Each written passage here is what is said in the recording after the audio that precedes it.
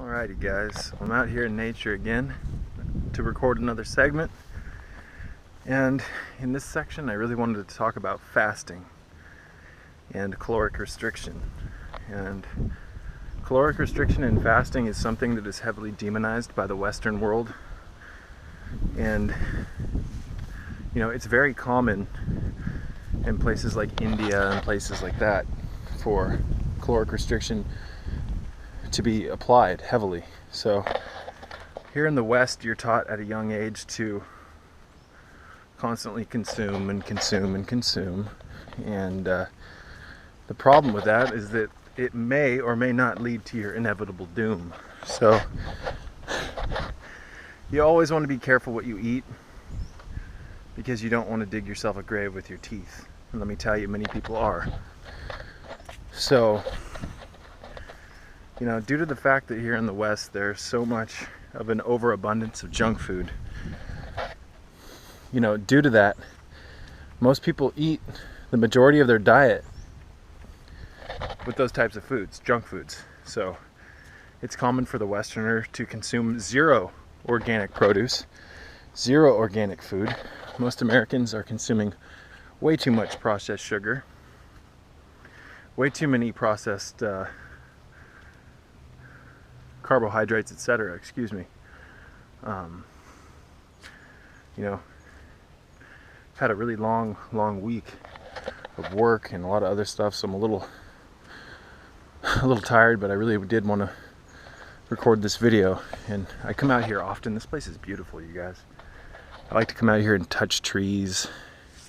I'll even climb trees and meditate in trees. In fact, one of my favorite trees to do that is right up here. But I mean, it doesn't take much effort on your part to get out in nature and to start communicating with nature. Just walking barefoot on the earth is a form of communicating with the earth. So there are chakras on the bottom of our feet that react with the mineral kingdom in the soil, and these minerals and the telluric currents of earth help pull out stored electromagnetic pollution and other etheric pollution in your meridian system. And the meridian system is directly connected to the astral plane, and the meridian system is constantly siphoning energy from the various dimensions to keep your physical body alive and healthy. So this is my favorite tree, one of them. I like to climb all the way to the top. I'll plant orgone devices out here. There's just a multitude of things I do out here in nature. But again, fasting. Why is fasting important? Fasting is important because chances are you eat way too much. And chances are you eat way too much of the wrong foods. So taking a break from eating constantly is a great way to reset not only your immune system, but your digestion, your clarity. I can't tell you how much clarity I've gained from just limiting the amount of foods that I eat. This is a very simple thing, but due to the fact that we're addicted to these foods and we have a massive emotional connection to these foods, it can be very difficult for people to start applying caloric restriction. So, I mean, it really isn't that difficult when you sit down and really meditate with yourself and think about it. I mean, just cutting out one of your meals once a week can produce miraculous results. So, kind of just want to find a place to sit and talk. So we'll go back here. But I mean, I've gone on 6-day fasts, 7-day fasts. I've been intermittent fasting now for about 90 days, where I fast 18 to 23 hours a day, and then I'll eat one meal a day, or one meal a night. So doing this has made my digestion so fucking strong that I can pretty much eat anything and eliminate it the next day, just incredibly rapidly. I used to have irritable bowel syndrome. I used to not be able to digest pretty much anything. There were periods where I would eat 3 meals a day for a week, and I'd only poop once a week. So when I stopped doing that, when I stopped eating so much, it really allowed me to give my body a break and allow my body's energy to go into healing what was wrong with me. My digestion was way off.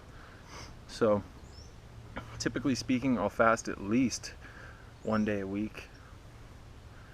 I mean, if you could fast 1 day a week, every Sunday, I can't tell you just how good that is for you, man. I mean, taking a break from all these overly processed, genetically modified, chemically manipulated, and adulterated foods can be a very wise decision on your part to increase your health, to increase your longevity, to increase your mental clarity, essentially.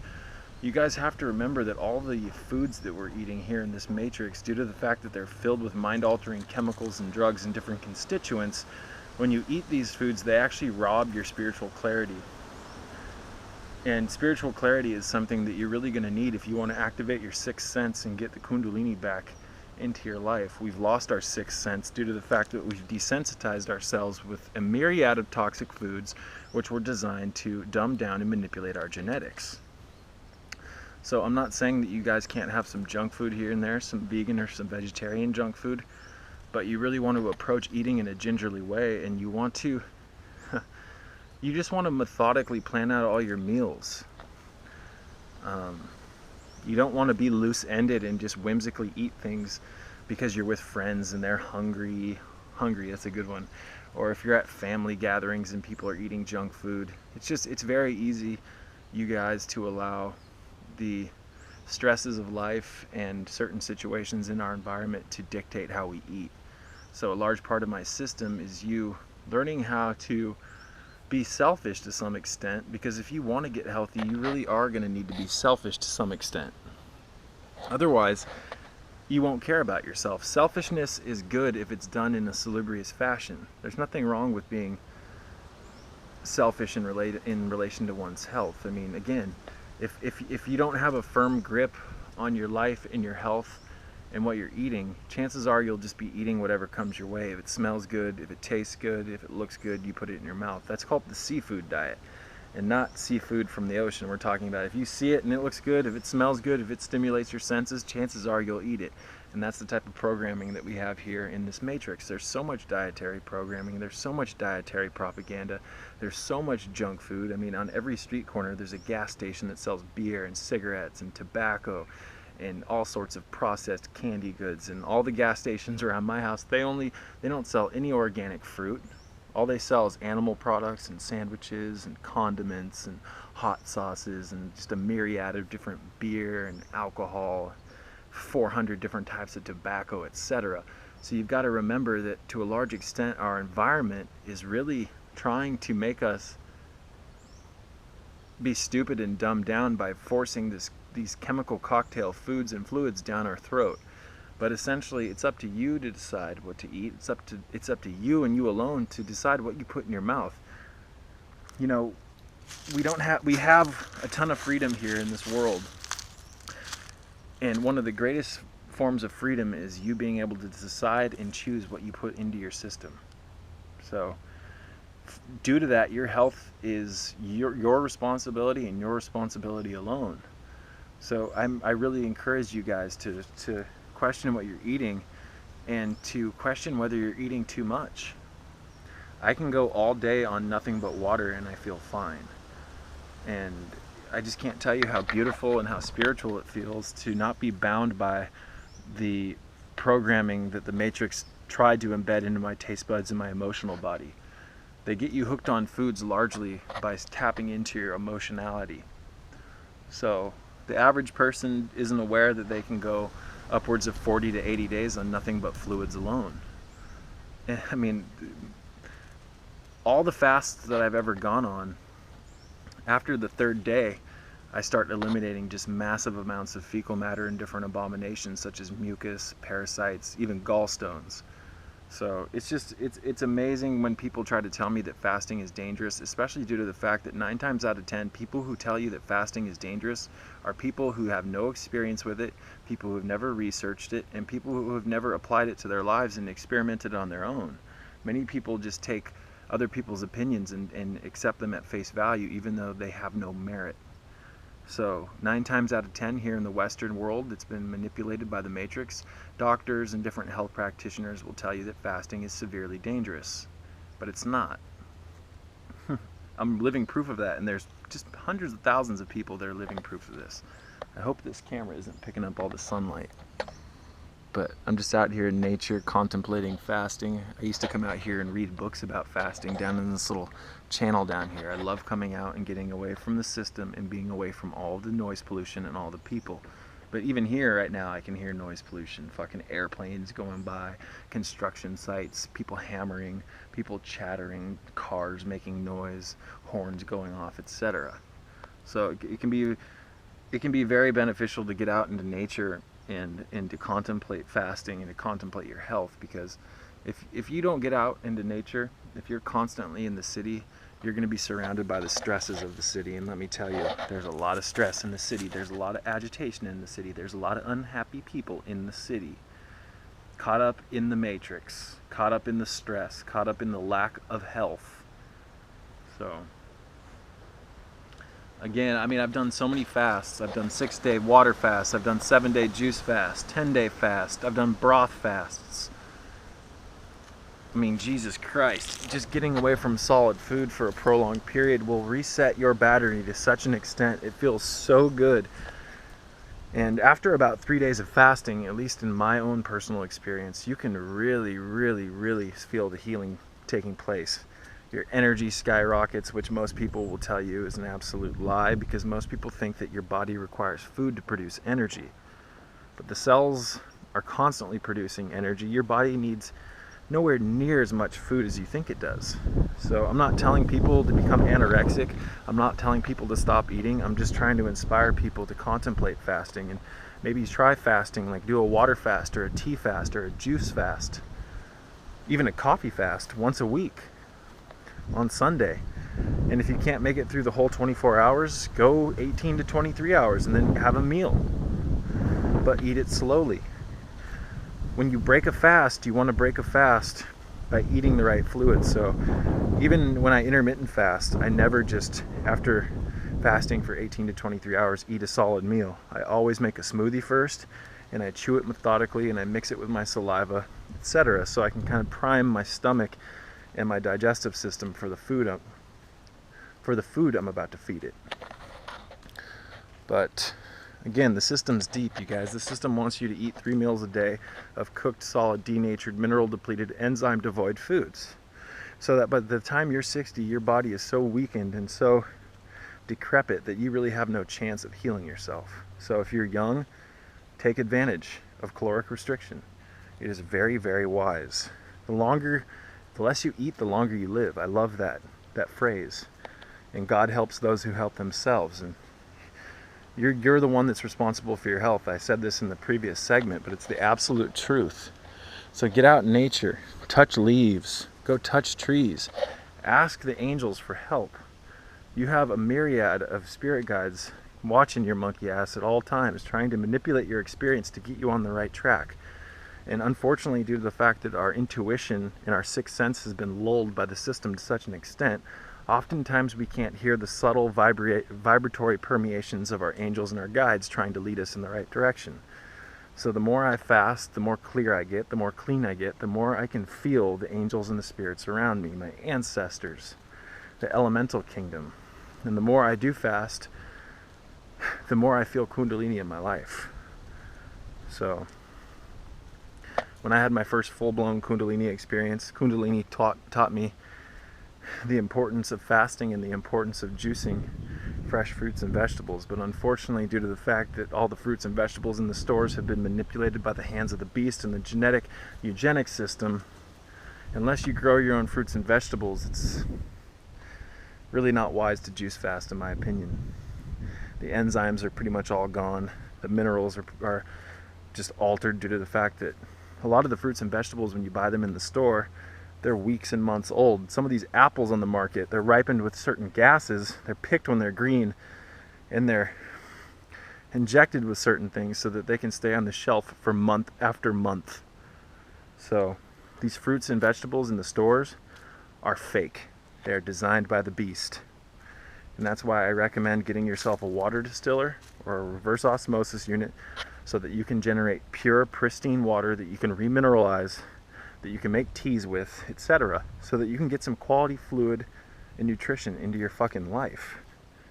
Real food is disappearing quickly here, you guys. There isn't really much real food left available in this country. All the best foods that you can find in the United States aren't grown in the United States, other than things such as, excuse me, little hiccup there.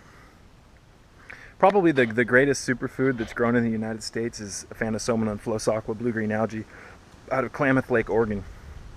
And that's due to the fact that in Klamath Lake, its geography, where it's positioned, it's down in like a lake bed where a lot of the pollution can't get to, and the algae that grows there actually takes the radiation in the air and transmutes it. Algae is a very beneficial aspect to any spiritually activated diet, and that's why I recommend it. Aphanosomnon philosophica blue-green algae is highly beneficial. I go on blue-green algae fasts where I just consume blue-green algae water. And again, it's sad and it's unfortunate that pretty much 95% of the foods grown in the United States are garbage. They're sprayed heavily with chemicals, pesticides, herbicides, fungicides, larvicides, etc. The fruits and vegetables are being watered with sodium fluoridated, chlorine compound rich water filled with different disinfectant byproduct elements and different radioactive elements such as plutonium, etc. You'd be surprised at what's in your tap water. And that's why if you fast, which I recommend experimenting with, and I recommend starting off with just go on one day, just try a 1 day water fast or some tea, with tea, things of that nature, and see how you feel. You don't have to dive into this and go, oh dude, I'm just going to become a fucking liquiditarian and fast for 40 days, etc. No. It's much more beneficial, in my opinion, to work at a slower pace so that you don't get agitated, so that your emotional body doesn't get thrown around, because there's already so many stresses here in this material matrix. Just be easy on yourself, you guys. There's no rush here. I wouldn't say that. I mean, you want to take action now. You want to take action of your time. But I mean, you don't have to jump in, and you don't have to become a superhero overnight. You already are a superhero, and I'm working in small, incremental, balanced steps is much more beneficial, in my opinion. And many people, when they get into this raw foods thing, when they get into the naturalism and the Kundalini thing, they think that they're just going to be able to go on a 40-day water fast. And let me tell you, after about the 4th day, they go right back to eating those same foods that they're addicted to. Because once the parasites start calling your name, once the parasites start manipulating your gut flora and making you feel certain emotions so that they can attempt to get you to eat, chances are you'll fall back onto your old dietary ways. I'm just being honest. This is what's happened to me a handful of times and a myriad of other people. So moving slow is the key, in my opinion. Slow and steady wins the race, people. Otherwise, you can go way too fast and burn yourself out and use up all your energy way too quick. So again, people ask me all the time, hey, how do I start fasting? I recommend experimenting with fasting once a week if you've never done it before. So fast on Sunday, fast on Saturday or Monday, whatever day works best for you. And if you can't get through the whole thing, try to go 12 hours, try to go 16 hours, try to go 18 hours. If you can, go 23 hours. Then have yourself a smoothie and then eat a nice little vegan meal or a vegetarian meal. And I'm going to show you guys how I make my evening smoothie that I have every night before I break my fast, so that you guys, if you're interested, can experiment with that. It's got brewer's yeast in it, blueberries, nut milk, B vitamins, fulvic acid, magnesium, cacao, spirulina, shilajit, gotu kola, and a few other things. So yeah, I mean, just look at the majesty, look at the beauty of nature. The very fact that a fucking seed could grow this entire fucking tree just blows my goddamn mind.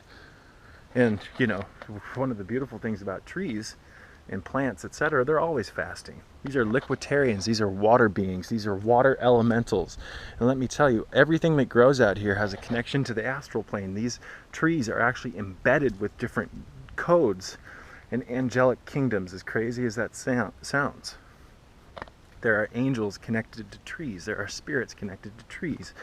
Trees can actually, when you're experiencing enlightenment, when you're experiencing Kundalini, trees can actually move their branches for you, as crazy as that may sound.